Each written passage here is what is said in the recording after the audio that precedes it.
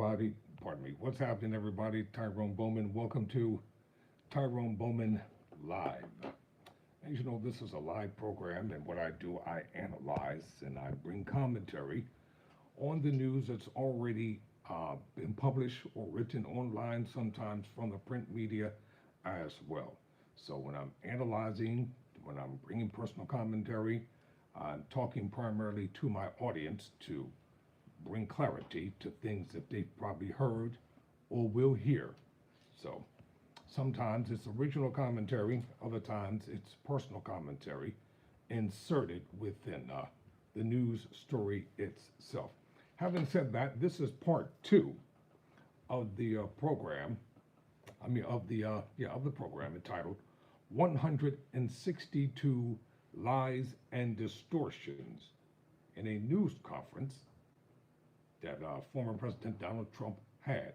So NPR, or National Public Radio, they fact-checked the former president.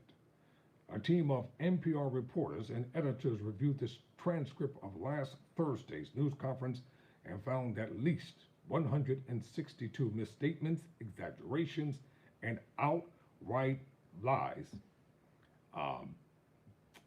at a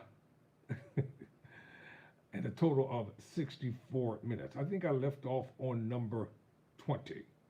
And let me just say this. We all have told lies during the course of our lifetimes.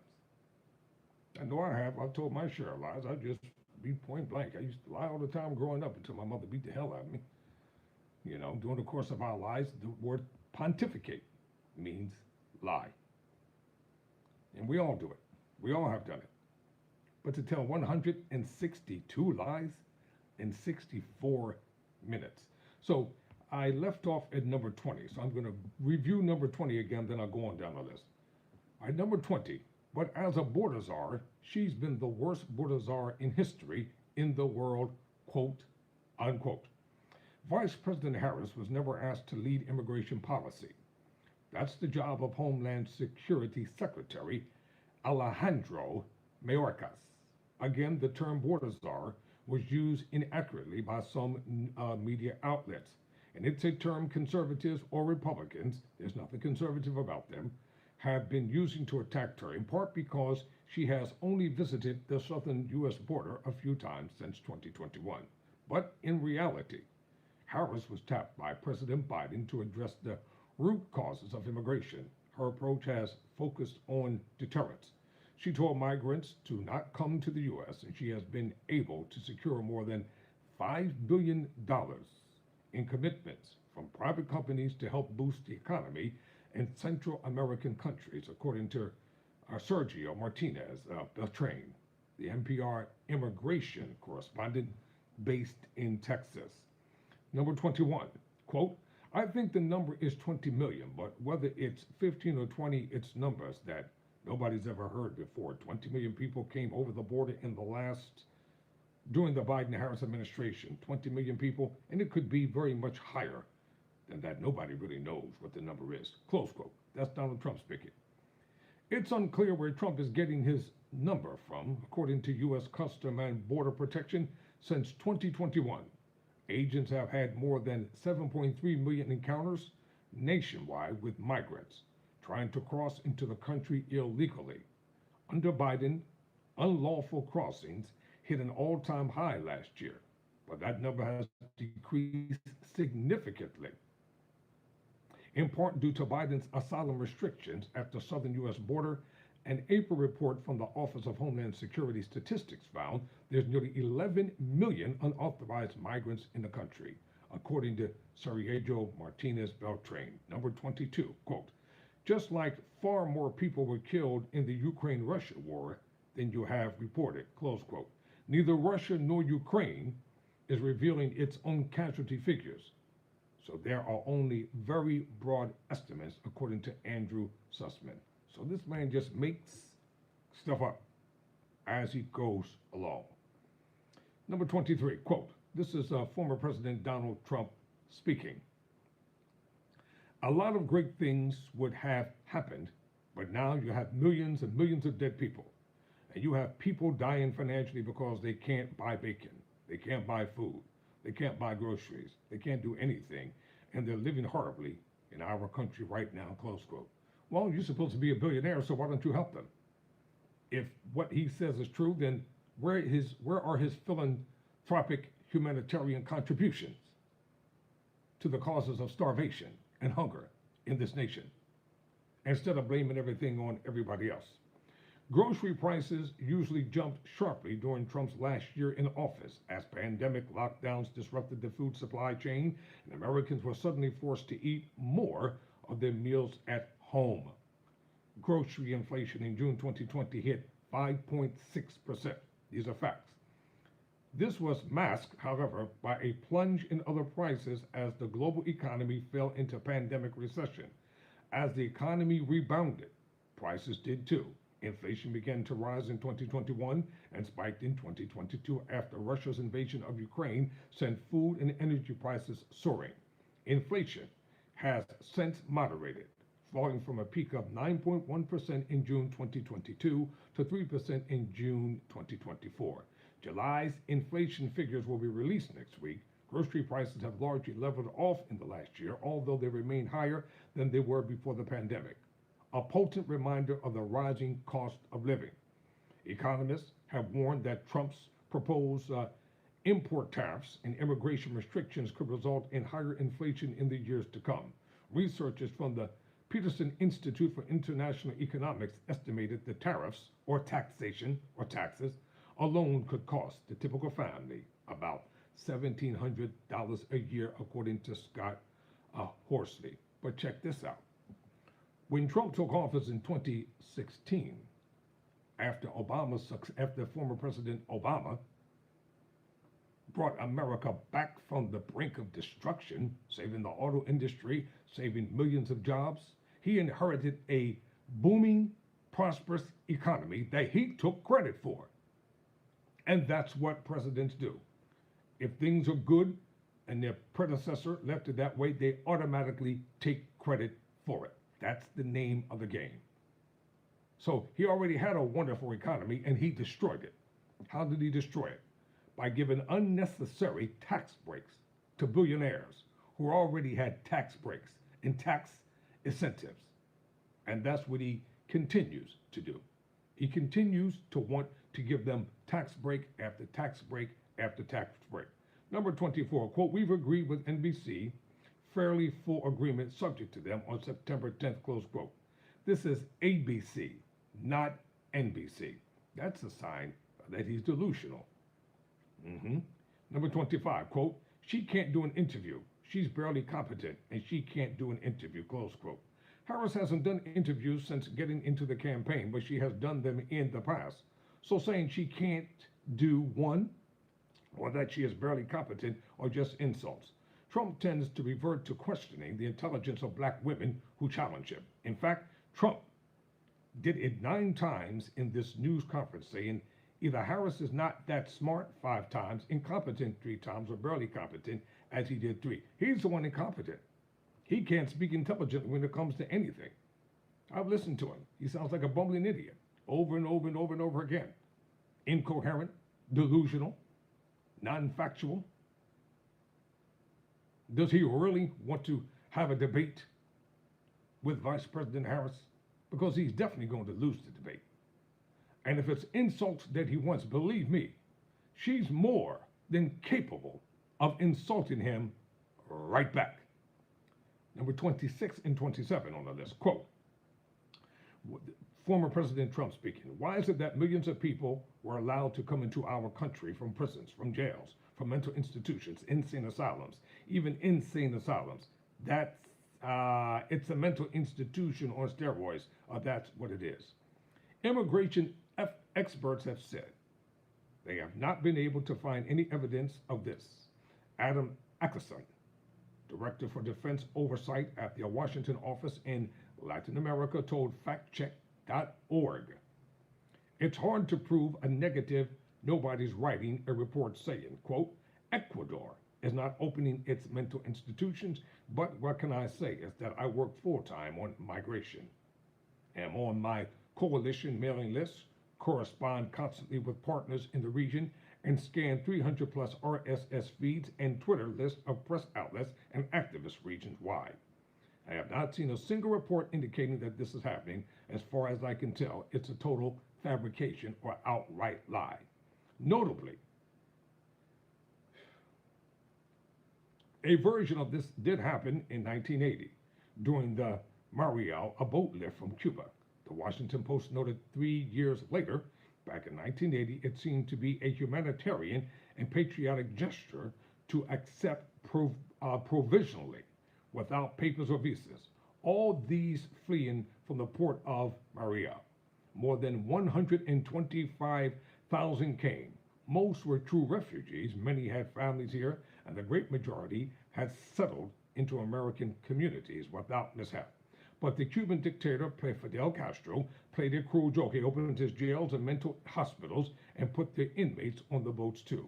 Without question, some migrants who have come into the U.S. have committed crimes, but the data show the vast majority do not. According to Northwestern University, immigrants are less likely to commit a crime than U.S.-born people, and certainly at no higher rates than the population writ large. Trump goes on to repeat this claim minutes later in the news conference as well, so it is included in our count here. Number 28, we have a president that's the worst president in the history of our country. Are you serious?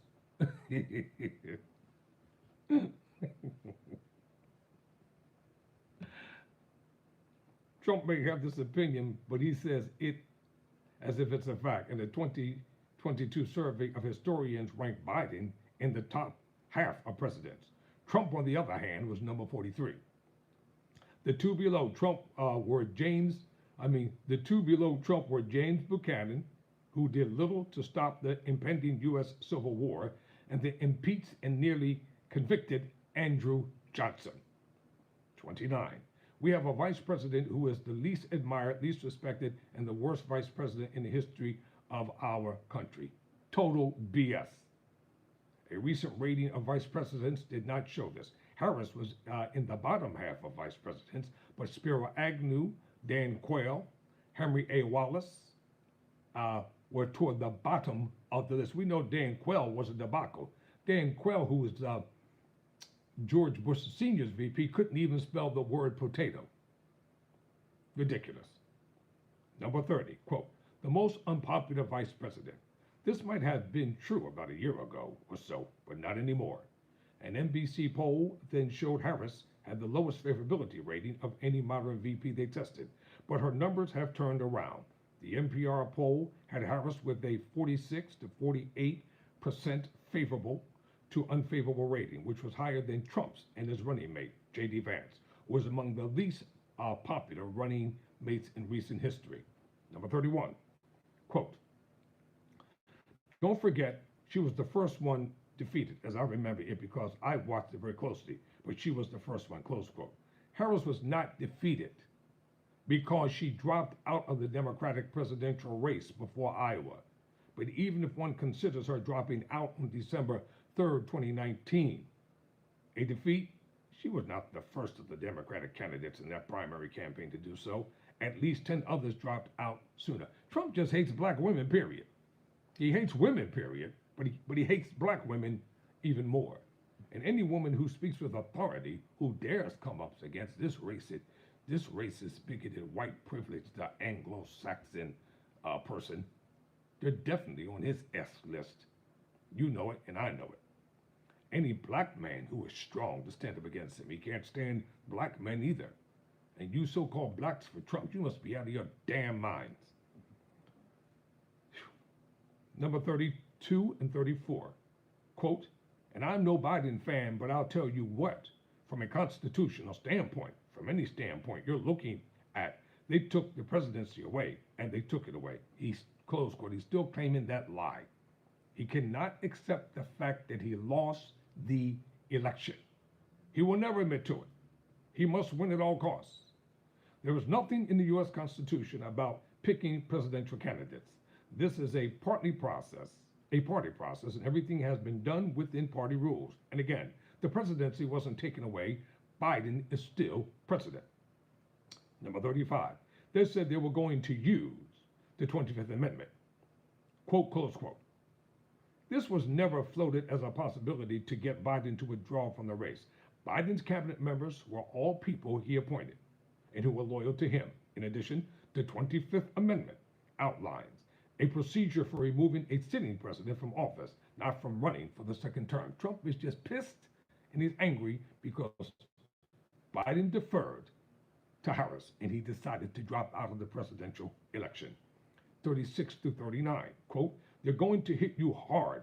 Either we can do it in the nice way I heard. I know exactly because I know a lot of people on the other side, believe it or not. And they said, we'll do it the nice way or we'll do it the hard way. And he said, all right, close quote. Liar.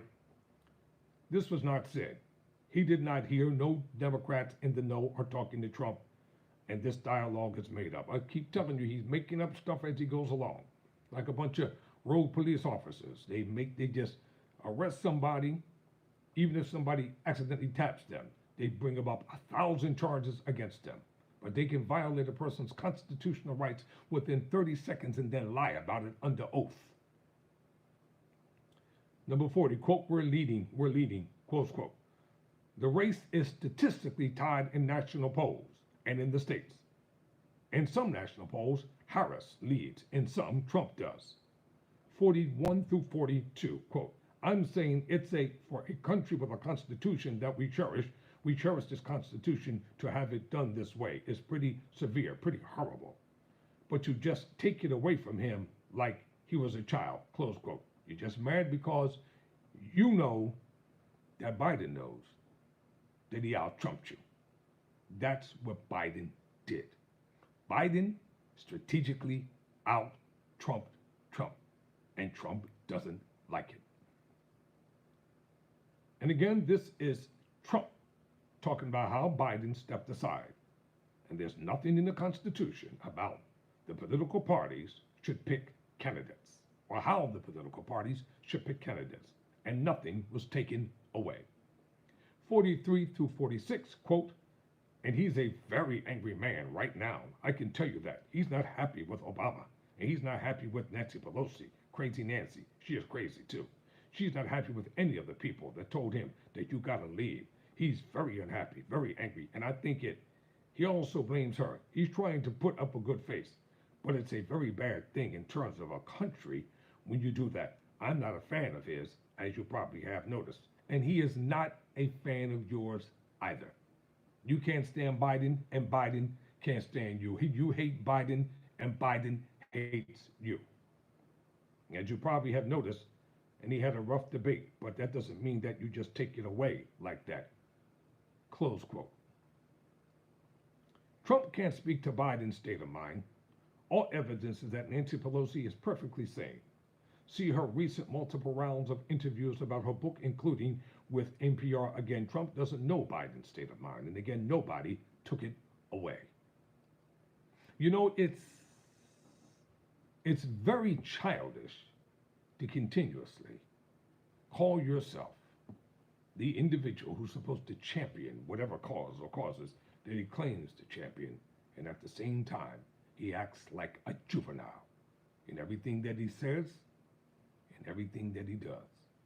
Juvenile tendencies, 100% every day, all day, night and day.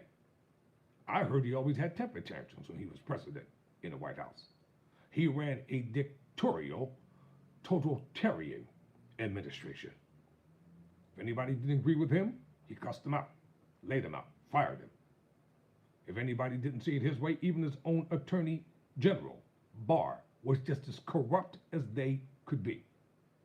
And Barr had a nerve to speak against Trump. Barr is a hypocrite.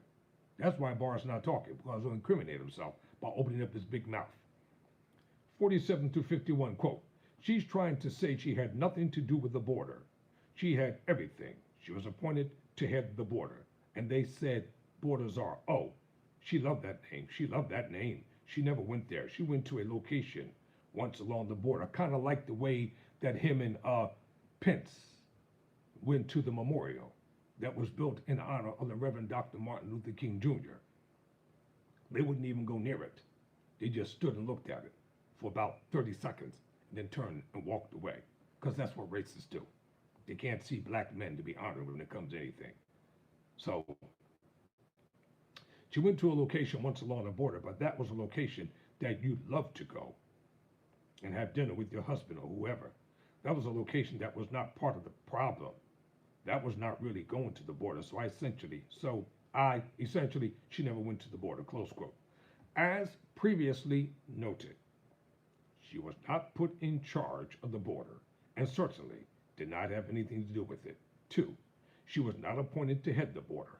3, if they is the White House, then they did not call her border czar. 4, Trump doesn't know what Harris might have thought about the term. 5, Harris did not go to a place at the border you would love to go and have dinner with your husband or whoever. In 2021, Harris toured Border Patrol facilities in El Paso, Texas, visited an area where asylum seekers were screened and met with migrants. Republicans criticized her at the time for not going to the Rio Grande Valley. Who are the Republicans to criticize anybody about anything? They're obstructionists. That's all they have done is obstruct, obstruct, obstruct, and obstruct for the past 4 years. They've done it in Congress. They've done it in the Senate. They have failed with several so-called impeachments to try to get Joe Biden impeached. They have failed when it comes to doing anything for the citizenry of this nation. They have failed in passing policies that were meaningful to working class men and women every single day. They have failed. They have failed in upholding the Constitution of the United States of America. They have no agenda. They have no platform. Their convention was nothing but a Klan convention. That's all it was. Bringing in the chief patriot himself, Hulk Hogan. So now that we know where Hulk Hogan stands, black people, we no longer have any respect for him. Since you have drawn your line in the sand, we take a firm stand as black people and as black men. You don't like us, Hogan, and we don't like you. Bottom line, we could care less about you. Stay over there with the racist, bigoted Republicans. And no black person should ever cheer for Hulk Hogan ever again. Take his old, tired self and go in the sun somewhere, along with Vince McMahon. Number 52, quote, now we have the worst border in the history of the world, close quote. Trump, you just senile and delusional. World history is filled with cases where one country has crossed the border and invaded a neighboring country. 53, she destroyed San Francisco. She destroyed California as the AG, but as the DA, she destroyed it. San Francisco, she destroyed, no cash bail, weak on crime. She's terrible. Well, he's supposed to be pro-law and order. Let me see, let's examine what a pro-law and order candidate is. Law and order to the black community means racism, bigotry, the KKK. Law and order means say and do any and everything, and you have a person who will help you to get away with committing crimes. That's what law and order means to the black community. Law and order to the black community means you are violating our civil and constitutional rights every day of the week, and when you get caught, you still lie about it under oath. That's what law and order means to us. You got as many white people who commit crimes as black people, but the news media doesn't want to show that. A lot of black people commit a lot of crimes. Black on black crime is real. So is white on white crime. That's just as real too. So there are just too many factors. Now let's deal with, as San Francisco District Attorney from 2004 to 2011, then California's Attorney General until 2017. It's true that Kamala Harris was deeply connected to how crime was prosecuted during that particular period. However, no single person is responsible for destroying any city or state, not to mention that both are not destroyed. There are just too many factors that contribute to why crime rises and falls. What's more, according to the FBI, both violent and property crime rates in California more or less mirrored national trends during her tenures. As a prosecutor, Harris was largely seen as aligning more with law and order tendencies. Law and order tendencies as a prosecutor. That's how Harris operated. She has supported some progressive programs like offering certain criminal defendants drug treatments instead of going to trial. She also tweeted support for a Minnesota bail fund under the 2020 protest of George Floyd's murder, according to Meg Anderson. During her campaign for the 2020 nomination, she rolled out a plan that would have phased out cash bail, and she pledged to eliminate it as president because no one should have to sit in jail for days or even years because they don't have the money to pay bail. But in the same campaign during the debate, former Hawaii Representative Tulsi Gabbard criticized Harris for keeping cash bail in place as district attorney. So in closing for tonight, I'll put it this way. You can say whatever you want. Republicans can say whatever they want. You're going to have a hell of a fight on your hands if you think you're going to win this election. Harris is not going to roll over and play dead for Donald Trump. He's angry. He's upset. He's dejected. And he's grasping at straws. Poll after poll after poll that has been conducted has him losing to Harris.